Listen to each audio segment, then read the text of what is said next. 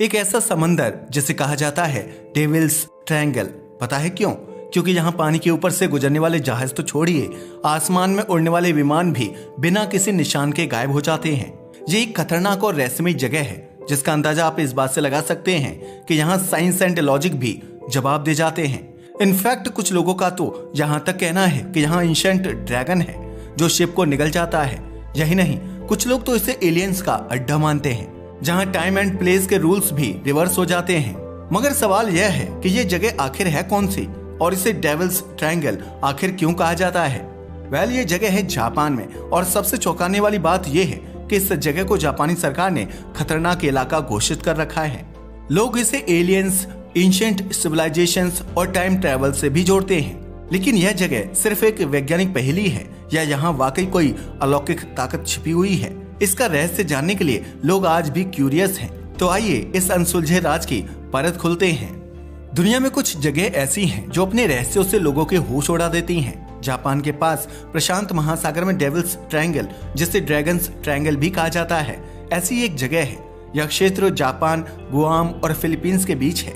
ये जगह कितनी खतरनाक है इसका अंदाजा इस बात से लगाया जा सकता है कि इसे Bermuda triangle of the east के नाम से भी जाना जाता है। यहाँ का रहस्य जितना डरावना है उतना ही रोमांचक भी है। तभी तो सदियों से इस जगह को लेकर कई कहानियां प्रेवलेंट हैं। फिर चाहे वो शिप्स का अचानक गायब हो जाना हो या मिस्टीरियस लाइट का आना। इसके अलावा स्ट्रेंज मैग्नेटिक इफेक्ट्स के लिए भी ये प्रसिद्ध है।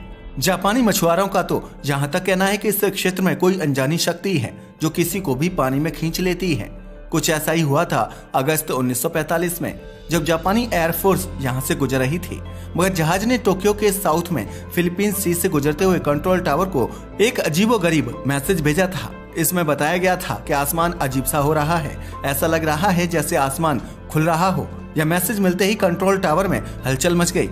सबने जानने की कोशिश की, लेकिन यह पायलट का आखिरी संदेश था। इसके बाद न तो पायलट का कहीं पता चला और न ही जहाज का। कंट्रोल टावर का इस जहाज से कनेक्शन कट गया और यह जहाज फिर कभी नहीं मिला। हालांकि इस एरिया में यह न तो पहली घटना थी और न ही आखिरी। इसके बाद भी ऐसी घटनाएं होती रहीं। इस एरिया की भयानकता का अंदाजा आप इस बात से लगा सकते हैं कि जापानी सरकार ने गायब हुए शिप्स की जांच के लिए कायो मारू नंबर 5 भेजा था। मगर यह जहाज गायब हुए जहाज का पता तो क्या लगाता, वह खुद ही कहीं गायब हो गया और फिर कभी नहीं मिला।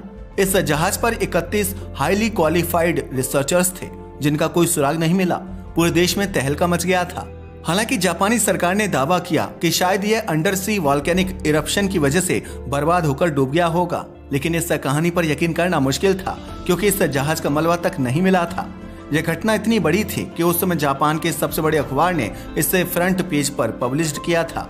अखबार में इस एरिया का मैप छापा गया और बताया गया कि 1945 से 1950 के बीच यहाँ 2 दर्जन से ज्यादा शिप गायब हो चुकी हैं। लेकिन वे कहाँ गईं, क्यों गईं और इसके पीछे क्या था, इसका पता लगाने में जापानी सरकार असफल रही।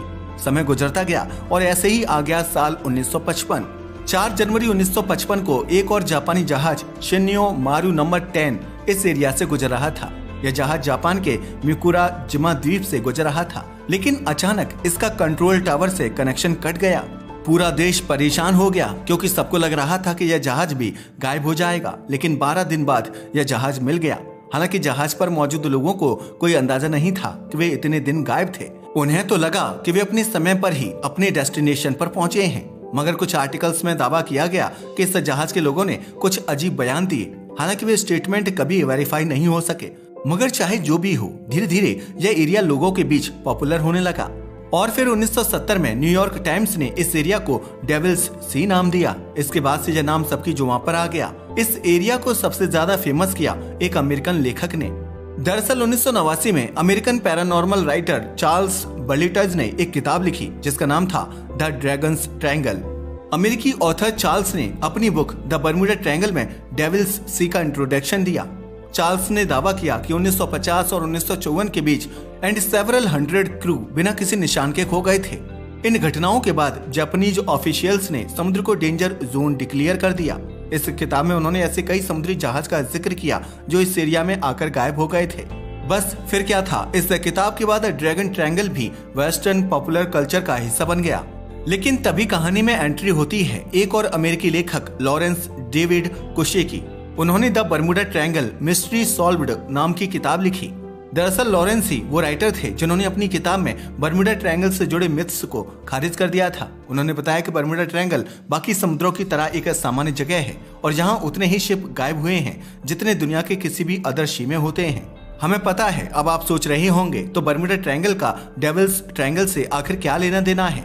हम आपको बर्मुडा ट्रायंगल की मिस्ट्री सॉल्व होने की कहानी क्यों सुना रहे हैं, तो बता दें इसी किताब में उन्होंने डेविल्स सी या ड्रैगन ट्रायंगल का भी जिक्र किया था।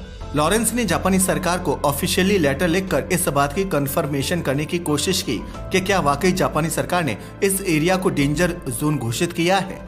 दरअसल पूरी दुनिया में ये खबर फैली थी कि जापान से लगभग 100 किलोमीटर दूर पैसिफिक ओशन में 5 से 10 लाख वर्ग किलोमीटर का एक ऐसा एरिया है जहां से सी वेसल्स को तो छोड़ो हवाई जहाज तक को गुजरने से डर लगता है।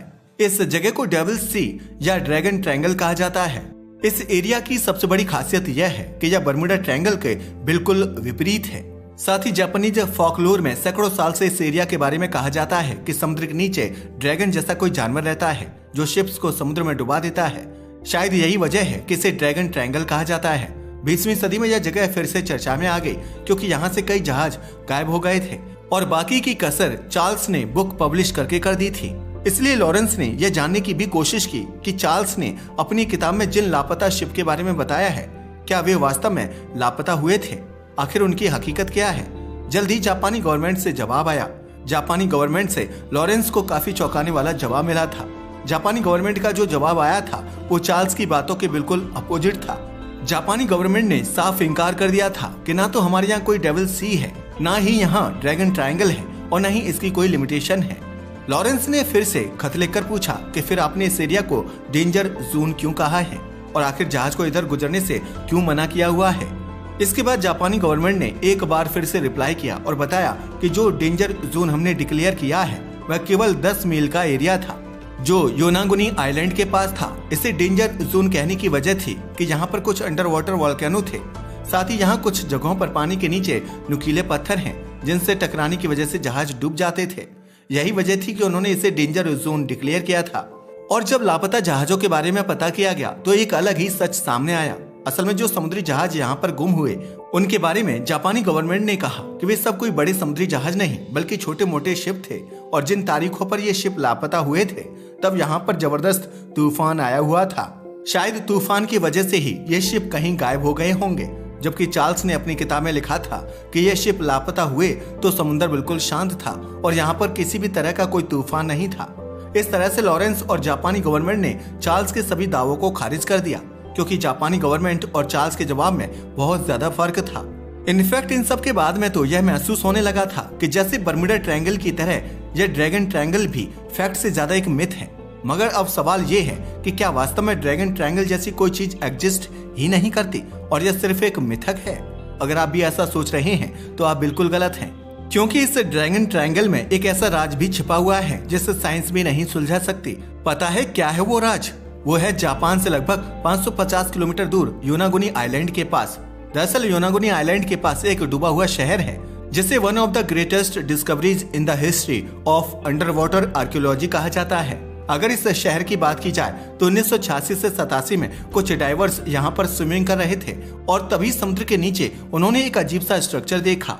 यह स्ट्रक्चर इतना अजीब इसलिए था क्योंकि यह दिखने में बिल्कुल भी नेचुरल नहीं लग रहा था क्योंकि समुद्र के नीचे के पहाड़ों को तराश कर बहुत ही प्लानिंग से एक दूसरे के ऊपर रखा गया था। अगर इस स्ट्रक्चर की बात की जाए तो यह किसी पिरामिड की तरह लग रहा था। आर्कियोलॉजिस्ट को खबर दी गई। आर्कियोलॉजिस्ट की टीम जल्द ही वहां पहुंची ताकि इसकी हकीकत का पता लगाया जा सके। जैसे ही उन्होंने इस पर रिसर्च शुरू की तो पता चला कि यह हजारों साल पुराना स्ट्रक्चर है। मगर सवाल ये था कि उस वक्त इंसानों के पास ऐसी कोई टेक्नोलॉजी ही नहीं थी कि वे इतने बड़े पत्थर काट सकें, तो फिर ये बने कैसे? मगर यह तो कुछ भी नहीं। सबसे बड़ा सवाल तो यह था कि स्ट्रक्चर पानी के इतना नीचे कैसे पहुंचा। अफसोस इसका किसी के पास कोई जवाब नहीं था। लेकिन समस्या ये है कि यह स्ट्रक्चर ड्रैगन ट्रायंगल के पास ही था। जी हाँ, वही ड्रैगन ट्रायंगल जिसके बारे में इतनी कहानियां मशहूर हैं। वैसे लॉरेंस ने शिप के गायब होने का जो लॉजिक दिया है उसे तो सही माना जा सकता है, मगर इस स्ट्रक्चर के बारे में तो ना लॉरेंस के पास कोई जवाब है और ना ही जापानी सरकार के पास। इनफैक्ट ऐसा लगता है कि किसी के पास कोई सॉलिड आर्ग्यूमेंट है ही नहीं। मगर एक सवाल ये भी है कि 1945 में जब वो हवाई जहाज यहाँ पर गायब हुआ था तो पायलट ने यह क्यों कहा था कि आसमान खुल रहा है और उसका कलर चेंज हो रहा है? इसका भी आज तक कोई जवाब हमारे पास नहीं है। यही नहीं, लाख कोशिशें करने के बावजूद साइंटिस्ट भी इसका कोई खास जवाब नहीं दे सके हैं। तो हो सकता है कि यह सिर्फ फर्जी कहानियों के अलावा कुछ ना हो और सच शायद इतना ही सिंपल हो जैसा लॉरेंस ने अपनी किताब में लिखा हो। मगर इस बात से भी इनकार नहीं किया जा सकता कि यहाँ पर वाकई कुछ ऐसा हो जिसे जापानी गवर्नमेंट कवर अप करना चाहती हो, मगर ऑफिशियली कोई गवर्नमेंट या साइंटिफिक ऑर्गेनाइजेशन डेविल्स सी के एरिया को एक डेंजर जोन रिकॉग्नाइज नहीं करती और इसे केवल एक मिथ ही बताती है। सरकार का कहना है कि यहाँ जो एक्सीडेंट होते हैं उनकी एक बड़ी वजह यहाँ के एक्सट्रीम वेदर और इलेक्ट्रोमैग्नेटिक डिस्टरबेंस है। ऐसा इसलिए क्योंकि यह पूरा एरिया हमारी धरती के 12 वाइल्ड वॉर्टिसेस में से एक है।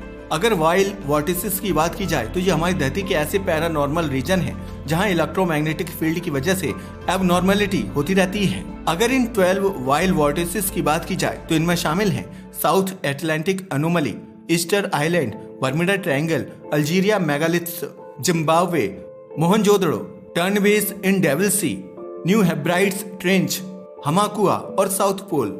दरअसल सितंबर 2024 में वाइल्ड वॉर्टिसेस नाम की एक बुक भी पब्लिश हुई थी जिसमें प्लैनेट के डेंजरस एनर्जी जोन के बारे में डिटेल में बताया गया है। ये ऐसे क्षेत्र हैं जहां इलेक्ट्रोमैग्नेटिक फील्ड की वजह से एबनॉर्मलिटी होती रहती है, चाहे फिर वह नजका लाइन हो, अलास्का ट्रायंगल हो, गिजा का पिरामिड हो या ड्रैगन ट्रायंगल ही क्यों ना हो। वैसे अगर आप इन 12 जगहों के बारे में और डिटेल से जानना चाहते हैं तो आप इस बुक को पढ़ सकते हैं, और अगर आप चाहते हैं कि हम इन्हें डिटेल से बताएं तो हमें कमेंट कीजिएगा। हम हर पर एक सेपरेट वीडियो लेकर जरूर आएंगे। यकीन मानिए इन्हें जानकर आपके होश उड़ जाएंगे। तो ये थी हमारी आज की कहानी। वैसे आपका इसके बारे में क्या ख्याल है हमें कमेंट करके बताना ना भूलिएगा। साथ ही अगर आपको हमारी वीडियो पसंद आई हो तो इसे लाइक और हमारे चैनल को सब्सक्राइब करें। धन्यवाद।